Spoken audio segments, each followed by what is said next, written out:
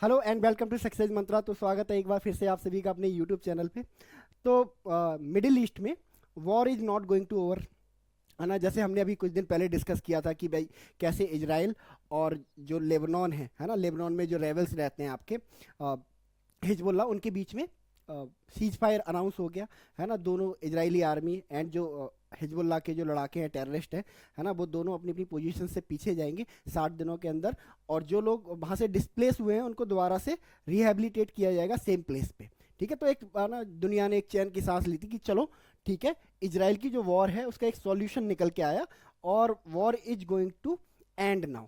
ठीक है, बट अभी हाल ही में जो रीसेंट डेवलपमेंट्स हुई हैं उसके बाद ये कहना थोड़ा मुश्किल हो गया है कि भाई मिडिल ईस्ट में पीस होने जा रहा है या मिडिल ईस्ट हील हो रहा है या फिर वॉर ओवर होने जा रही है।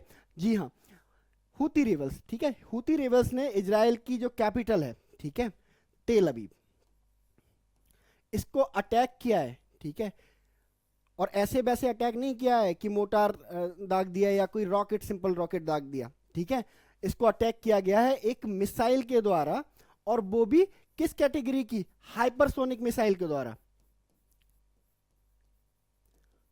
ठीक है, हाइपरसोनिक मिसाइल है ना, दुनिया में सबसे ज्यादा एडवांस मिसाइल मानी जाती है हाइपरसोनिक मिसाइल, क्योंकि इनकी स्पीड बहुत ज्यादा होती है। ठीक है, जनरली ऐसी मिसाइल्स को हाइपरसोनिक बोला जाता है जिनकी स्पीड 5 मैक से ज्यादा होती है, एटलीस्ट 5 मैक होती है।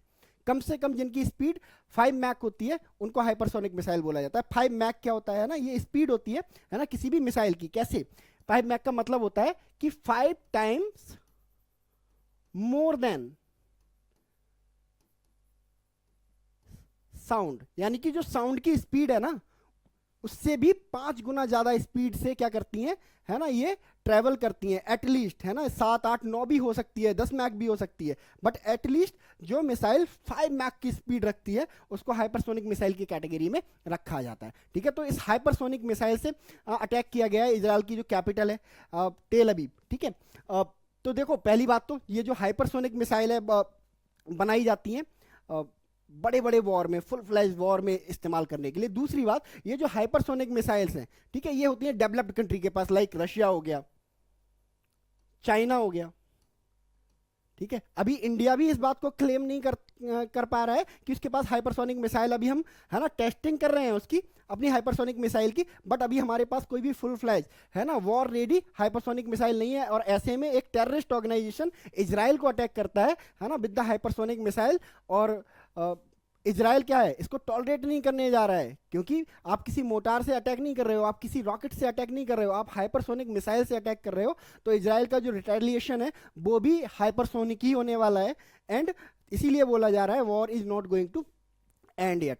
ठीक है, अब ये जो हाइपरसोनिक मिसाइल है, सबसे पहले इजराइल क्वेश्चन कर रहा है कि भाई देखो, हम तो कह रहे थे कि जो हूती रेबल्स हैं ये, है ना, जिनकी बात हो रही है, हूती रेबल्स, है ना, ये क्या है?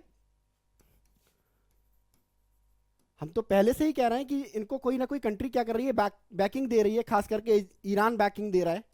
ठीक है, और इसी वजह से इनके पास क्या है ना, हाइपरसोनिक मिसाइल है। टेररिस्ट ऑर्गेनाइजेशंस के पास, टेररिस्ट के पास इतना दिमाग नहीं होता है ना। इंडिया में हमारे साइंटिस्ट दिन रात काम कर रहे हैं सो दैट कि एक हाइपरसोनिक मिसाइल डेवलप की जा सके टू काउंटर चाइना, बट नहीं डेवलप हो पा रही है, अभी भी डेवलपिंग फेज में, अभी भी ट्रायल फेज में है।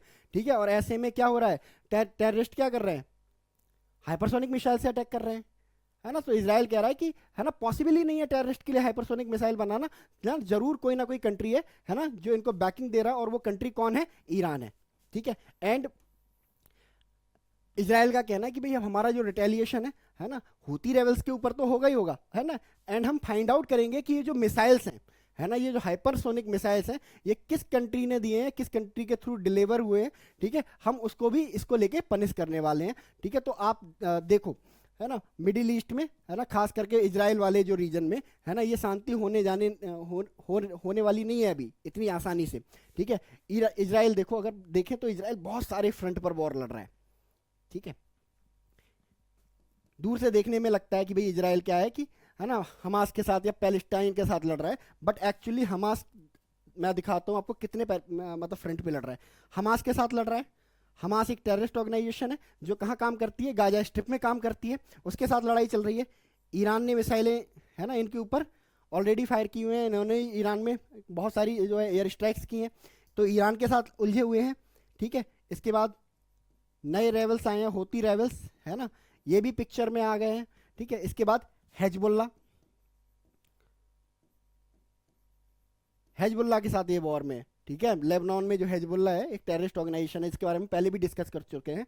ठीक है, तो ये हेजबुल्ला के साथ भी वॉर में थे, बट हेजबुल्ला के साथ क्या हो गया, सीज फायर करवा दिया। किसने करवाया सीज फायर, है ना, यूएस और फ्रांस ने करवाया, हिजबुल्ला ने भी कर दिया, क्योंकि अब ट्रंप आने वाले हैं पावर में, तो इजराइल बहुत हार्ड जाने वाला है, और भी ज़्यादा हार्ड जाने वाला है इनके ऊपर। तो हिजबुल्ला के फ्रंट से तो फ्री हो गए हैं ये लोग।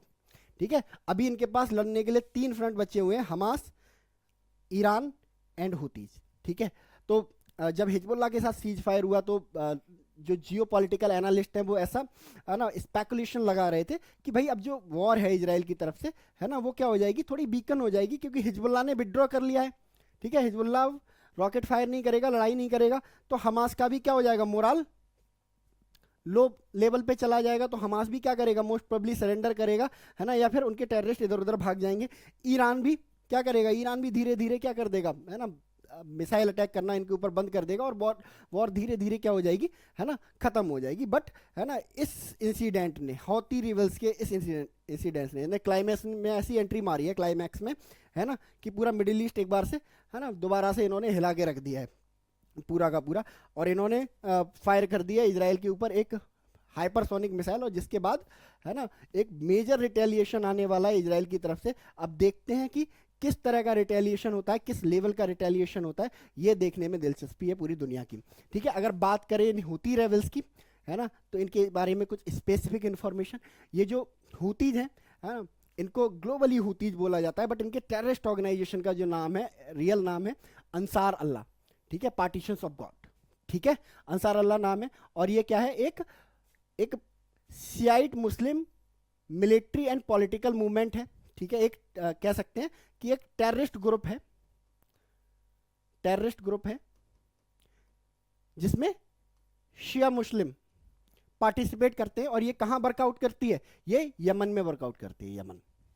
ठीक है, तो यमन में काम करने वाली एक टेररिस्ट ऑर्गेनाइजेशन है ना, और यहाँ के जो इस ऑर्गेनाइजेशन के जो मेंबर्स हैं वो कैसे हैं, है ना, सिया हैं।